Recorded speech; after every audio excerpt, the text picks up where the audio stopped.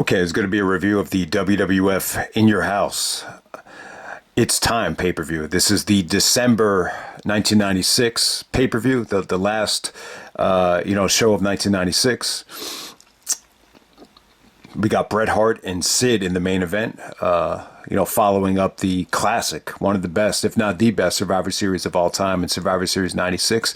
But yeah, the buy rates were really struggling at this time. I didn't realize how low the Survivor Series 96 buy rate was. And then, this has got to be up there. This is in the top 10 of the worst buy rates in WWE history. I think for a lot of reasons. I think, naming the show after Vader and not having Vader on the show, I think that tells a certain story right there. At the same time, I think the pay-per-view screamed filler.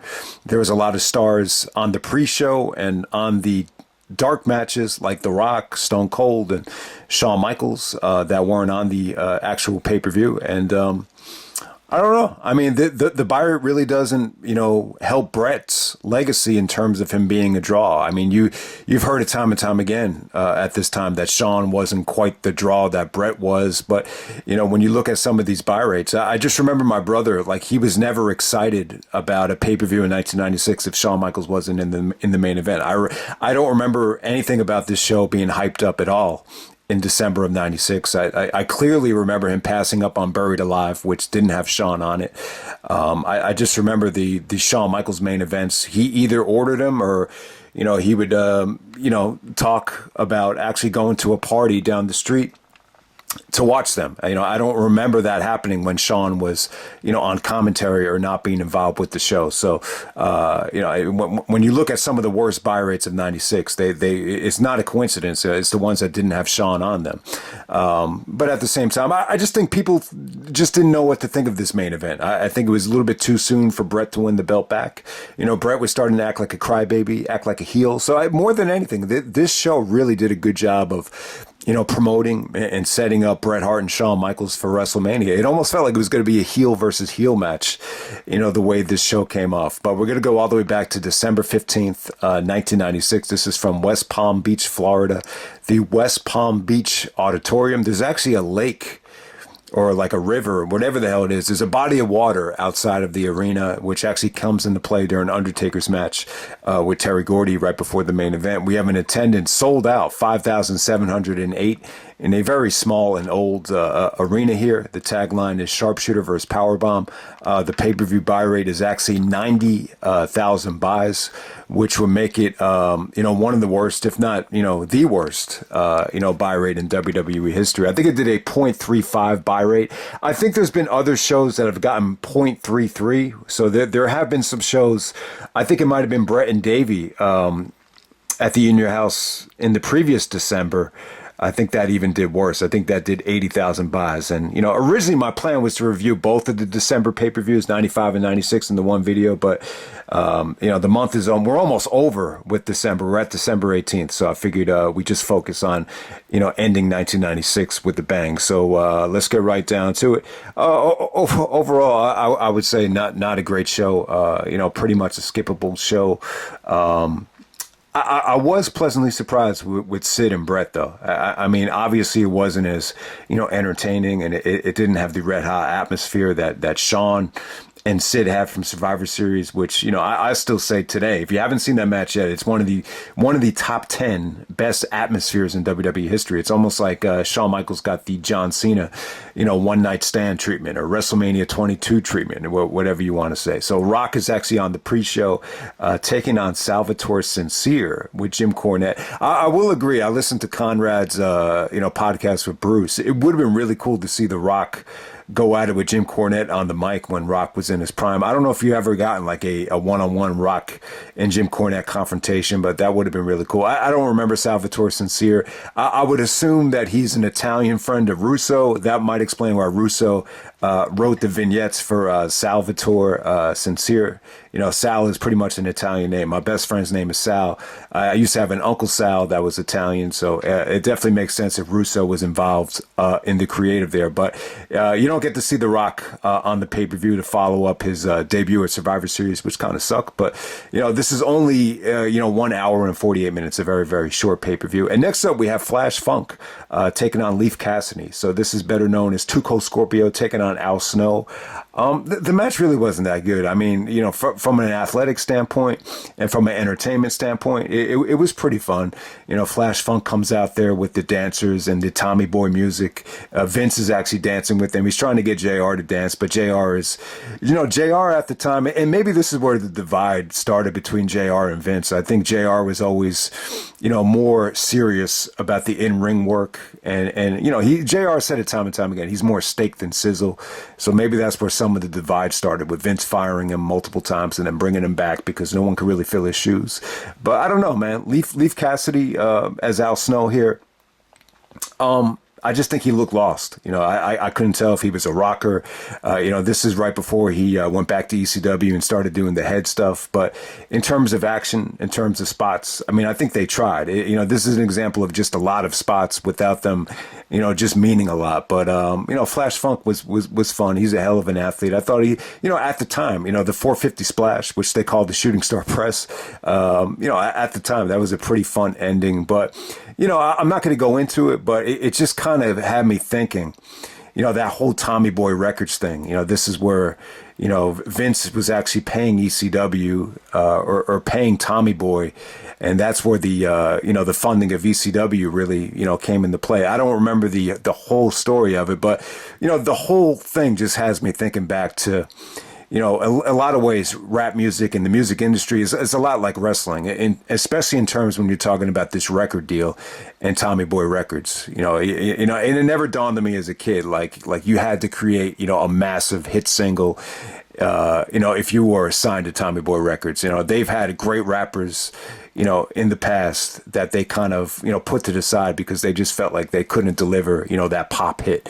But, I was thinking about Freddie Fox and it was funny how, it was John Cena that finally gave Freddie Fox his break. Cause, Tommy Boy Records did not want to sign Freddie Fox because they didn't think people would actually buy his record. So it was just kind of funny how, it was actually a wrestler in Cena that helped out a hip hop, pioneer in Freddie Fox get his big break with the Bad Bad Man video. But, it's a story for another day though. But, Flash Funk and Leif Cassidy, these are two guys that I just feel like their ECW work, felt a little bit more, organic, than this particular match. All right, next up we have Owen Hart and the British Bulldog defending the tag team titles against the Fake Razor and the Fake Diesel. The Fake Razor Ramon sucked, man. I tell you, anytime he was in the ring, it was just boring as hell.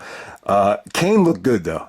Kane is actually the Fake Diesel here. He looked in really good shape. It was a very convincing replacement for Diesel. Like it wasn't the same as having Kevin Nash there, but still, Owen and Bulldog, I thought they looked pretty good. I think, Davey had some good hot tags here. I thought the finish was tremendous. There's outside interference with Austin.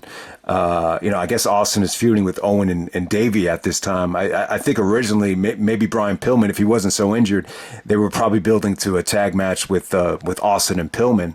But other than that, I think the execution of the finish came off great. Owen hits the spinning heel kick. Davey does the jackknife pin.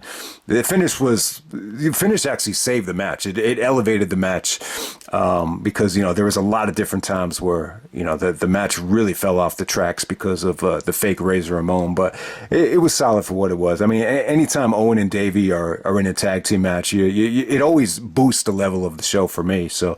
But we're going to move on to Marc Mero coming out there with Sableicious Sable to challenge the reigning Intercontinental Champion Hunter Hearst Helmsley, better known as Triple H. Yeah, so Triple H comes out with new theme music here. This is the first time I think he came out with the Beethoven theme song. I think they actually used the song on a ABC network show, which I wasn't familiar with. But I don't know. I kind of like Triple H's 1996 theme, like that Blue Blood theme. It really takes me into the heart of '96, the same way Goldust's theme does, the same way Nas's It Was Written does. There's certain like songs that really take you back to the summer of '96, and I think the Triple H the WrestleMania 12 theme would definitely be one of them. But this was more of his '97 theme when he debuted with China. But hey, man, I think more than anything, this just shows you that Triple H have fully recovered from the overhyped and talked about click incident. By the end of the year, he's the Intercontinental Champion. And it's kind of funny, like Triple H doesn't really get the kind of respect that guys like, Bret Hart, Shawn Michaels, Mr. Perfect, maybe even like a Rowdy Piper or, a Rick Rude get for being like one of the pioneers of the Intercontinental Championship. But, Triple H has some, all-time great IC title matches, especially the ones with The Rock at SummerSlam 98. Like, that's one of the best IC title matches ever. But I don't know, like you think of Triple H as more of a WWF champion than a great IC champion. But, Mr. Perfect actually helps him win it on Raw. He turns on Marc Mero. I think Perfect is totally out of the picture at this point. There was an injury angle that kind of sent him back into WCW. He signed with WCW just like he did with Piper. So yeah, it's funny. This did a horrible buy rate, and Starrcade '96 did a phenomenal buy rate with Hogan and Piper actually in the main event. But at this time, man, I thought this was good. I thought this was really good. This had been building up since WrestleMania. Triple H and Marc Mero, they did that backstage confrontation where, Mero introduces us to the Wild Man gimmick. He's like, look into these eyes. And then Triple H, blames losing to the Ultimate Warrior on Sable. So in a lot of ways, I think this is like the blow-off match. The match was good, though. If you're just judging the show from just being in the ring, or, match of the night from just the ring stuff, I think this might have been match of the night. It's arguably, I like the main event too, but I think Triple H was awesome here, man. Just the way he moved in the ring, his bumping, his selling, very reminiscent of Shawn Michaels, the way he, overbumped, for Mero's offense. But, Mero, people crap on his offense or crap on him as a wrestler all the time, but as a I think he's a good high flyer, though. I think that's one thing you can't take away from him. He's a great high flyer. Put his body on the line several times. He doesn't win the IC title. And it's funny, like Sable is actually okay just celebrating the count-out victory. Goldust comes out and attacks both guys. So they're clearly building up to Goldust and Triple H at this point. But yeah, Mero actually gets back into the ring. Triple H gets counted out. But, the Intercontinental Championship can't change hands on a count out. So, yeah, Mero doesn't look happy about it. But, I think more than anything, what you take away from this thing is this opens the door up for China because, you were doing Triple H actually hitting on Terry Runnels. Believe it or not, leading up to this thing. And, with Sable celebrating, Sable's starting to show cleavage.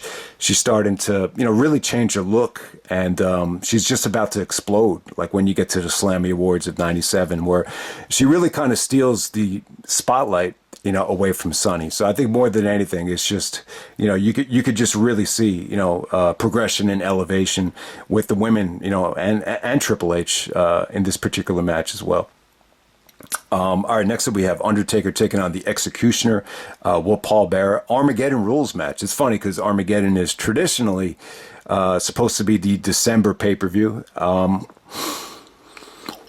Armageddon rules is basically like a Texas death match. Like that's just the way it goes. But yeah, the Executioner is actually Terry Gordy. If you never heard of Terry Gordy, he used to be in the I think World Clash with the Freebirds and Doc Hendricks, back in the day. So Taker is actually a huge fan, growing up watching World Clash WCCW in the Dallas area, because that's where Taker is from. He's from, Texas. He's from Houston, actually. But yeah. At this time, though, Terry Gordy is actually wrestling under a gimmick called the Executioner. I wasn't a big fan of the Executioner gimmick. He attacked Taker after his match with Mankind at Buried Alive, as we saw in the October In Your House. And, once I first saw this Executioner, I was just like, man, this is like porn level bad, just the way it looks. I don't know. This is just another example of, a bad gimmick that Taker had to work with. I thought the match was horrible. I really think it was. A little bit over the top, though. Foley actually comes out. Foley, as Mankind, ends up in a straitjacket. So you had a lot of the security guards trying to, immobilize Foley, throughout most of the match. So I thought that took away from it. They actually destroy the in your house setup. So the house, they literally, tear the house down. In a bad way, not a good way. And then they actually fight into the lake. They fight out of the arena, and I think the executioner actually takes a bump into the river or the lake, which is right outside the arena. It looks like the arena is actually on a lake, which actually looks pretty cool. But apparently it's old and it's run down, and it didn't seat enough people. So, this whole thing just didn't age well for me. Taker actually hits the tombstone while the executioner is, dripping like he just got out of the pool, and he stays down for the 10 count, and the rest is history. But yeah, I didn't really realize it. I guess at this time, the seeds weren't fully, digested yet for the Undertaker and Mankind stuff, as they would go back to that at the Revenge of Taker. But, I don't know. I mean, Taker, it looked a little bit baffling as to why he would sell this hard for the executioner. But if you know the backstory about Taker actually growing up watching this dude in World Clash, I guess it makes a little bit more sense now in retrospect.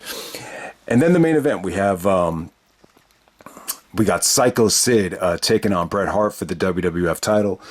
We got Shawn Michaels on commentary. Bret Hart is really frustrated, backstage about Shawn Michaels and some of the comments as he's made.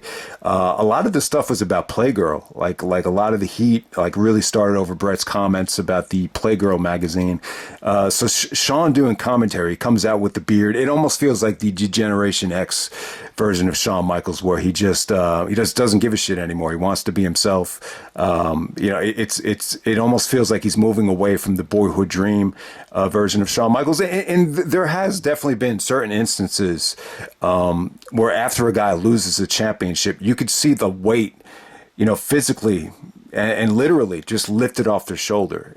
And this is an example of it happening on commentary, where it's just Shawn just saying whatever the hell he wanted, and it just felt great. It felt like a heel. It felt like, the version of Shawn that was just being himself. He even says to Vince, like, I'm going to be myself, whether you guys like it or not. So I thought that was great stuff. Plenty of times you've seen it in the ring too, like, especially with Jericho after he lost the Undisputed Championship, more of the character, I just think the mic skills definitely took off to another level there. An example of it happening in the ring would be Benoit after losing it to Orton. It just, JR even alluded to it the next night with Orton in the rematch that, he never saw Benoit look so crisp. It actually looked like he, had a weight just lifted off of his shoulder, and he looked better than ever. It was just very, very weird at how obvious it was.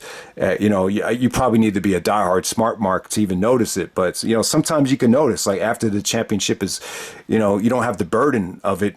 Sometimes you feel a little bit more free, and that's how Shawn kind of came off here.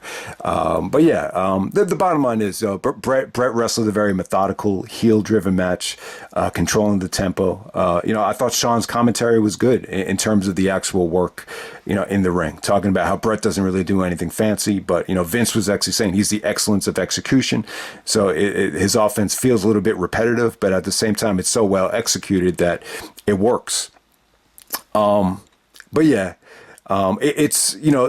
actually took some subliminal shots at both Bret and Sid. For Sid, just being very difficult to move, the most expensive piece of luggage in the WWF, because Shawn had to carry him to, it took a lot of effort for Shawn to carry him at Survivor Series. So you saw subliminal shots to both guys. Even though I think Shawn and Sid were pretty much cool at this time. Shawn even said to Sid, like, I got no beef with you. I got no problem with you. But Sid actually pie faces him, right before the ending. So, Shawn's commentary was great. I think Bret in the ring here was pretty good. He exposed the turnbuckle, which is very heelish, but he did that before as a face against Diesel. So I wouldn't look too far into it as, they're really setting the tone for Bret Hart as a heel. At this point, I don't think they really knew, what direction they wanted to go, but they were clearly building to Bret Hart and Shawn Michaels. I mean, they were catfighting with each other before the show.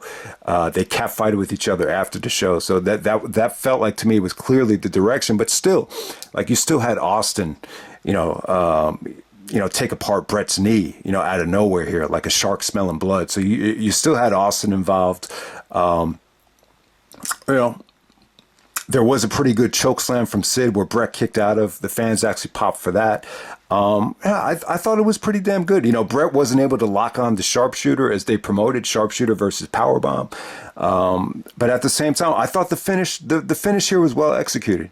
You know, after Shawn got pie faced, you know, Shawn gets on the ring apron and Sid actually Irish whips Bret into Shawn. You know, Bret's nose starts bleeding and then Sid hits the the Pscycho powerbomb for the finish. And apparently Sid was really happy with the match. He thanked Bret for it, and he was in good spirits. And, Bret was pretty happy with the way it went. But apparently Shawn was still a little bit, baffled about the Playgirl comments, and he was still a little bit riled up about it. But the post-match stuff between Bret and Shawn punching each other, it looked great. It looked like it had great heat to it. So, yeah, I mean...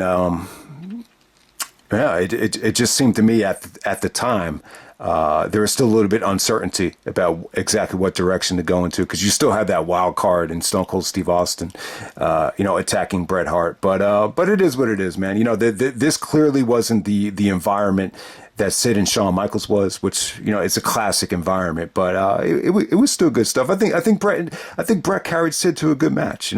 Shawn even said it. Sid is very difficult to move. The two toughest guys he ever had trying to move was Sid and Goldberg. But this is just an example of Bret being methodical, but execution wise, it was pretty damn good. I enjoyed the match.